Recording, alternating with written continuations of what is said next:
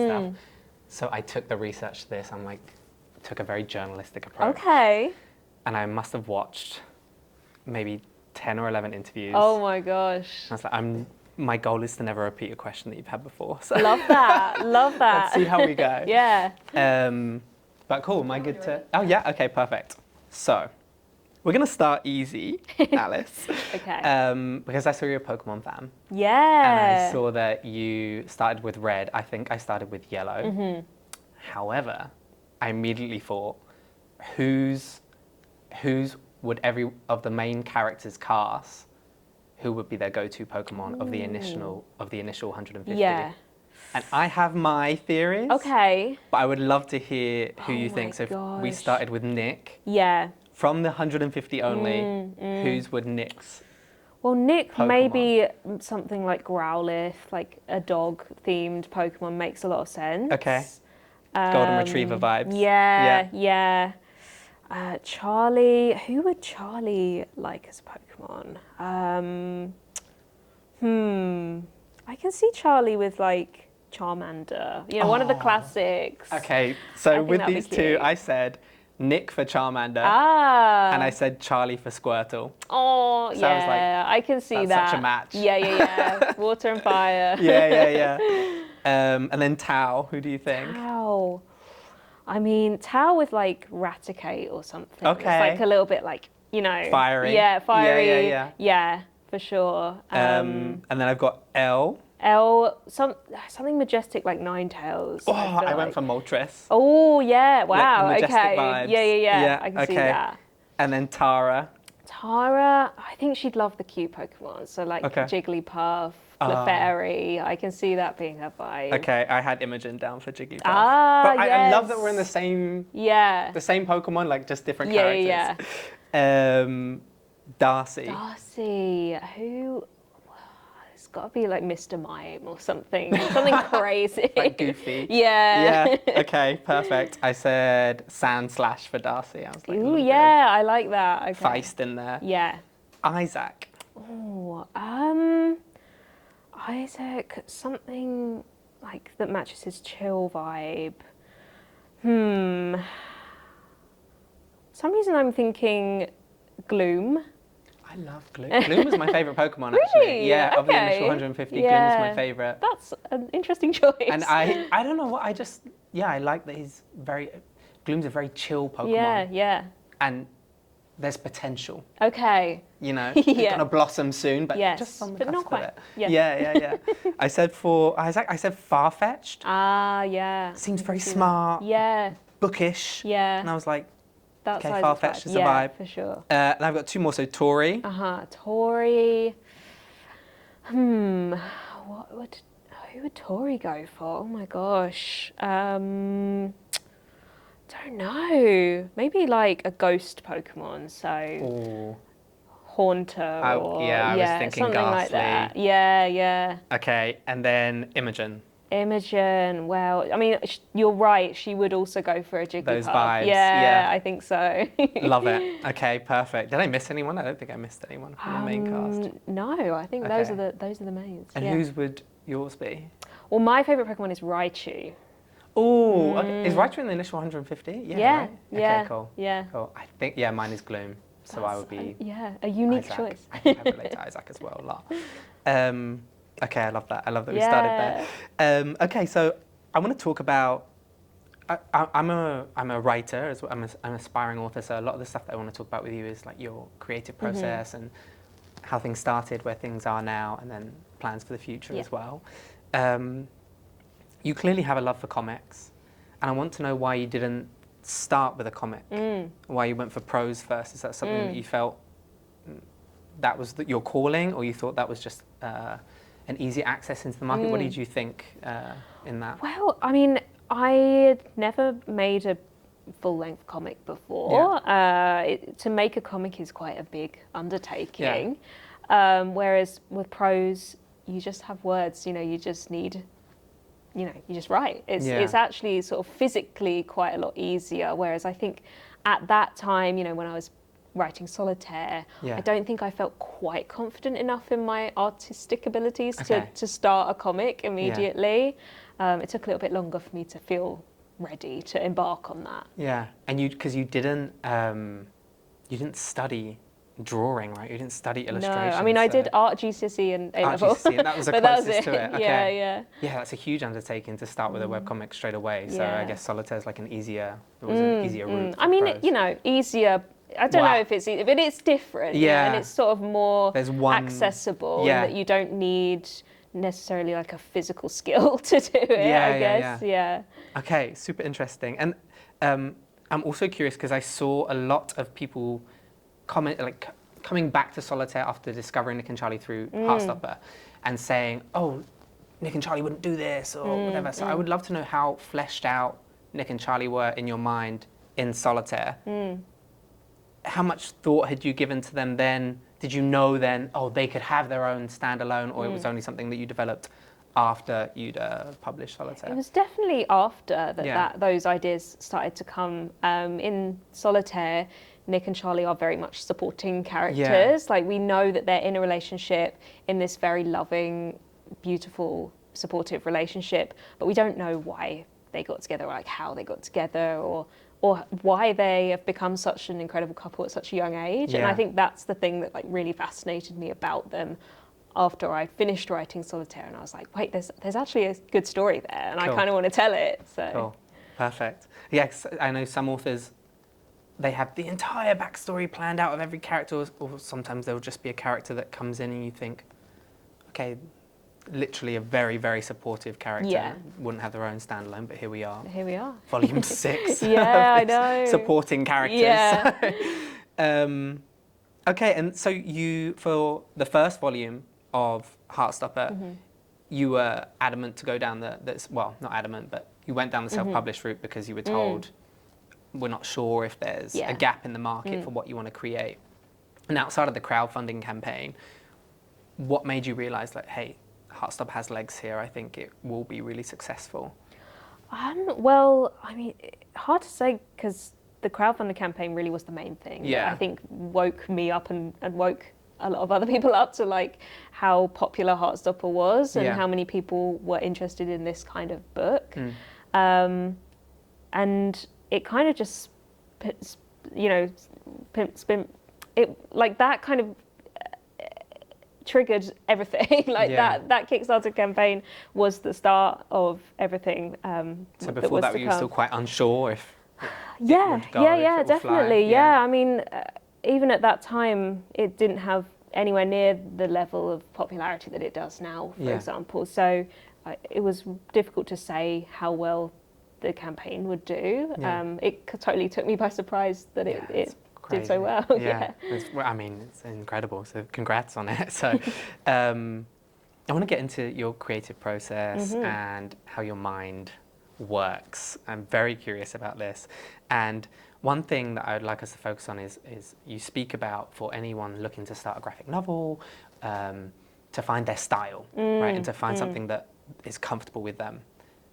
Do you think Heartstopper is your only style, or do you think, okay, if I'm going to do another graphic novel, I'm going to find something else, I'm going to try a whole new leaf? Or do you think this is your style that you will stick to no matter the story from now on? I think some things about Heartstopper are my style and always will be. Like, Yeah. I think Heartstopper, for example, it has a lot of focus on faces and expressions, and sort of dynamic shots in terms of like there being close-ups, and the panels are all different sizes, whereas Yeah. some graphic novels the panels are all the same size. Yeah. Like, I think those things will always be a part of my style, but I think there are things that I am yet to explore. Like, with Heartstopper, I've always used the same brushes. I've always used the same colours. It's in grayscale, but it always uses the same 3 shades of grey. I think there's a lot more to explore outside of that, using different like digital brushes and maybe exploring colour one day. But I haven't really ventured into that yet, so we'll see. Yet? So you think this is something, Oh, you want to... definitely, yeah. I mean, Great. I love drawing. I can't imagine not continuing to make comics. Great. So I think definitely. Fantastic. Have you ever read anything that you thought would make a great comic or graphic novel? Oh, That's a good question. What would make a good comic? Well, when I was in my A levels, actually one of the first, it probably was the first digital comic that I ever made was a scene from The Catcher in the Rye, and it was a part of my A level. I don't know what my A level art teacher thought of that, but that was like I purchased my first digital drawing tablet to make that, and I did this scene from The Catcher in the Rye. That's cool. That so could maybe be that could be, you know, I'll do the graphic novel adaptation. Yeah, that would be amazing.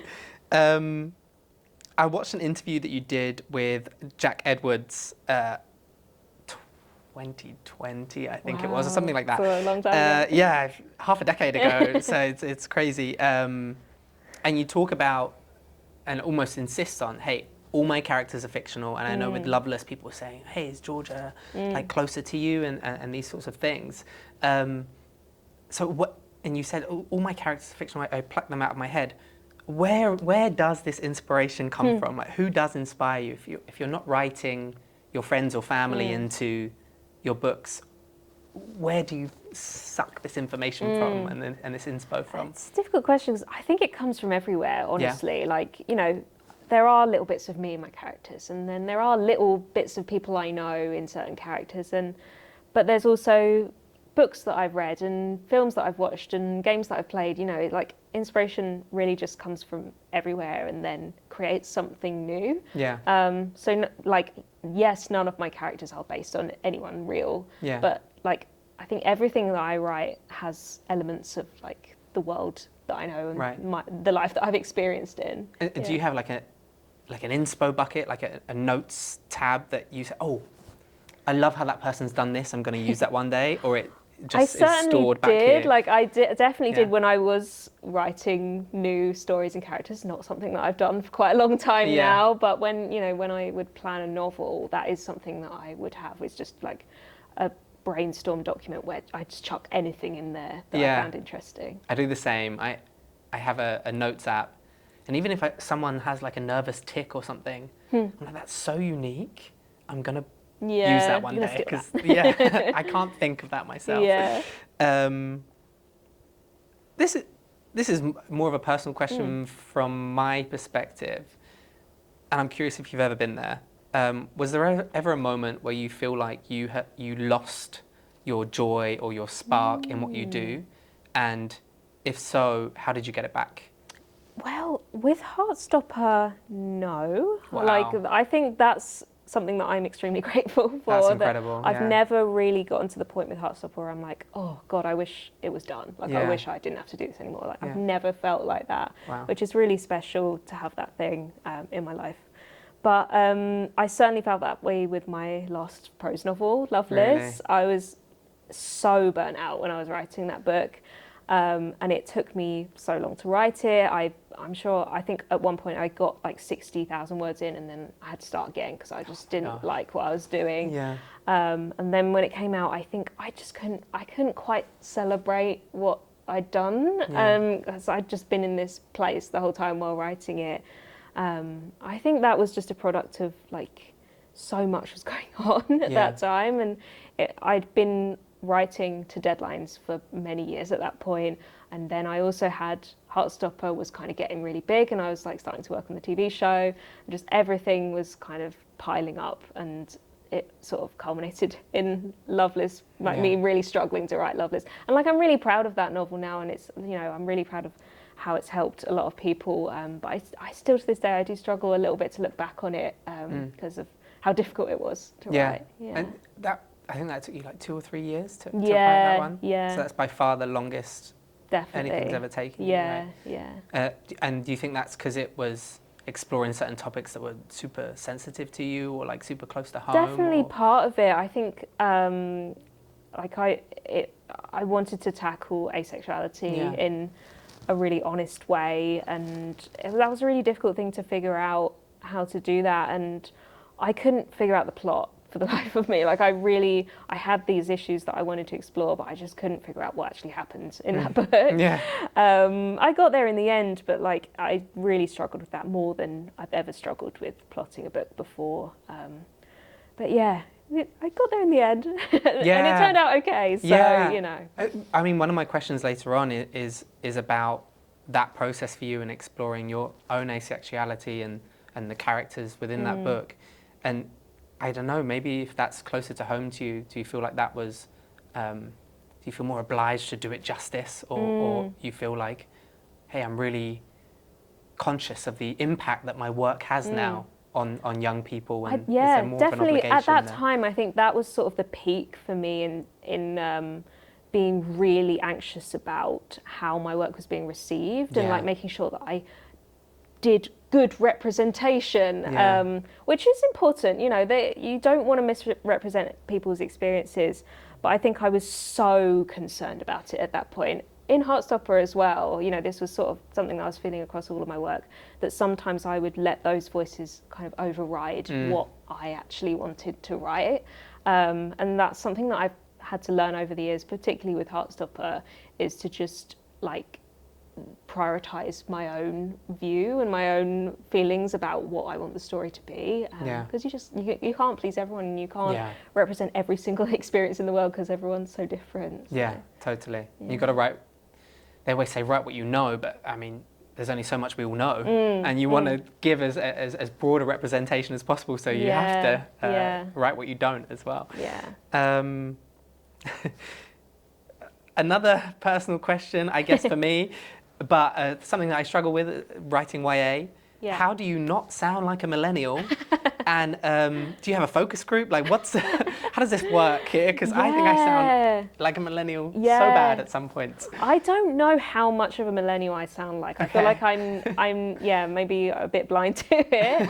I think, like, I've never really tried to write for a different age group. Like, I just write in the way that I want to write, and maybe that does sound a bit millennial. I don't know. I don't know. But I do have, you know, with Heartstopper, the way I've always made Heartstopper is that I upload the pages to Patreon.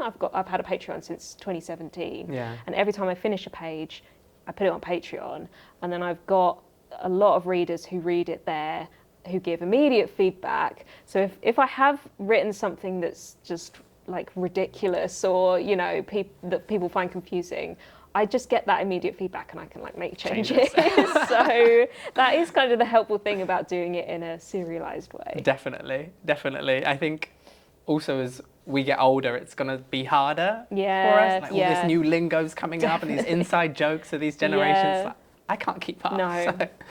So, I want to speak about your physical creative process.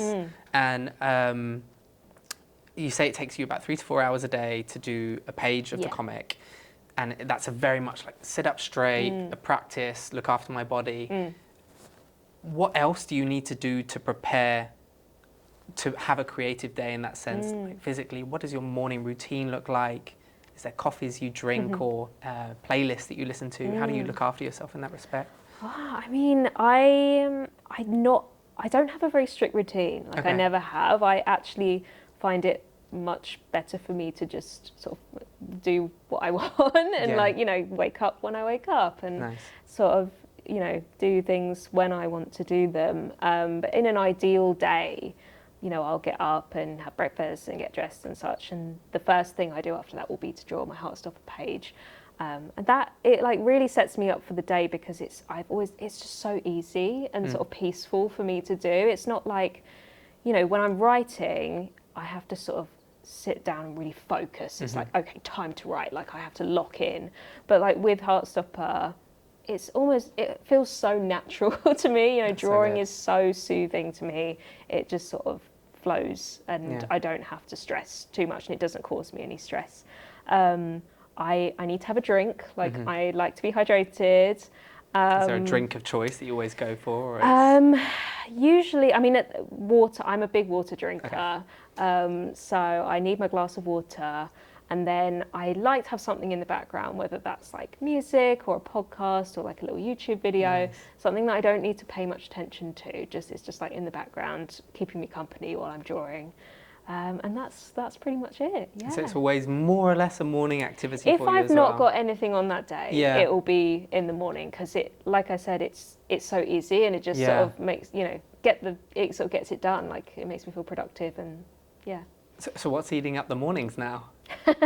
Well, I mean, the fact that I have not got any more Heartstopper pages to draw, like I know it's so much free time. Well, I I don't know. do. Maybe you're working in something. Probably no, you're working in something. I'm not. No, it's a very strange feeling to Quiet not have mornings. that anymore. Like, yeah, I mean, I've been trying to have a little bit of a break, Good. and sort of do some self-care, fun stuff. But I'm not very good at that. So finding it a little bit tough. I saw your story earlier this week saying like I'm really missing writing the comics. Little sad really, face. Yeah. You lose a part of yourself when you release Yeah, something. it is sad, but you know, I can draw them whenever I want. So yeah. We're actually going to get to that. So, a few more minutes. Yeah. Okay, perfect. Thank you.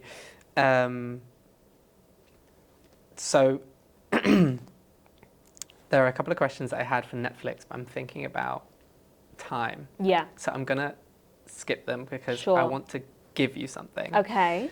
Because my mum is my biggest supporter, and she's a knitter. Oh. And she's been knitting for like 5 years now. She's absolutely obsessed. Wow. And she found out that I was coming to interview you today. And she saw the cover of Volume 6 and was like, I've got an idea. And so God. I've got a gift for you to say thank you for having me. Excited. I hope you like it. I think it's my mum's best work. Oh my gosh. This is And it will so be something that exciting. you will use in winter and hopefully not Okay. need in British summer. Oh my gosh. Wow. Yes. They've got a little Heartstopper. Yes. So you've got so good. Volume 6 themed mittens. Oh my gosh. And a And a headband. little headband. Oh, that's so cute. And she's like taken the leaves and the I and was the going to green. say, it almost looks like little leaves on there. Oh, that is so lovely. She's super sweet. Wow. And she got the little tags specially made. And the little hand with the heart actually means handmade with love. But she was like, it's so perfect. It's literally Heartstopper. So yes, there you go. I hope Thank you so much. have great Thank you use to of your them. mum. Yeah, she's like my #1 fan, and I am so hers, sweet. and so I had to share that with you. That is so lovely. But yeah, I hope you enjoy them. I will. And yeah, thank you very much for chatting with me. Of course. And thank you for answering some of these creative questions, because now It's been fun. can go away. Yeah. Start creating as well. Yes. Thank you, Alice. Thank you. Thank you. Amazing. Yes.